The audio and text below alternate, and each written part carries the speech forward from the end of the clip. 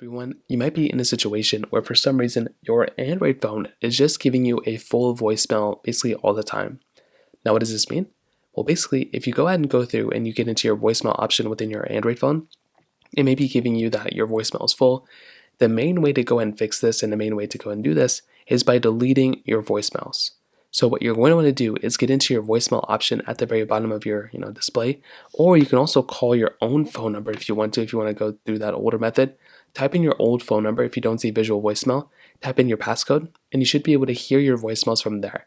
At that point, all you're going to want to do is basically find the options to delete those voicemails. For visual voicemail, you should be able to delete the button, find a delete button. But if you can't find it that way, call your phone number, and then you should be able to delete your voicemails by just going through your inbox. And that is the main way to go and fix this, is to basically delete your, delete your old voicemails. Now, there can be a situation where you have an empty voicemail box, or for some reason it doesn't look like you have any voicemails to delete, or you shouldn't be running out of storage. At that case, I'd recommend calling your carrier. Now, your cell phone carrier is the person who's giving you your cell phone data.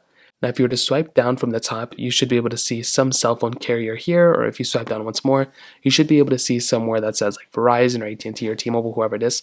Whatever cell phone carrier you have, I'd recommend getting their contact customer information and going through and calling their actual number. So go ahead and find their phone number, go and type in their phone number here, call them, and all you're going to want to do is just make sure that you actually have the capability of calling them, and then, calling them. And then what you want to do there is you just want to go ahead and make sure that your voicemail is cleared. So you can call them and then let them know, hey, I deleted my voicemails, but my voicemail box is still full. Maybe on their end, they can go through and actually delete some other voicemails or delete older voicemails that don't show up on your phone.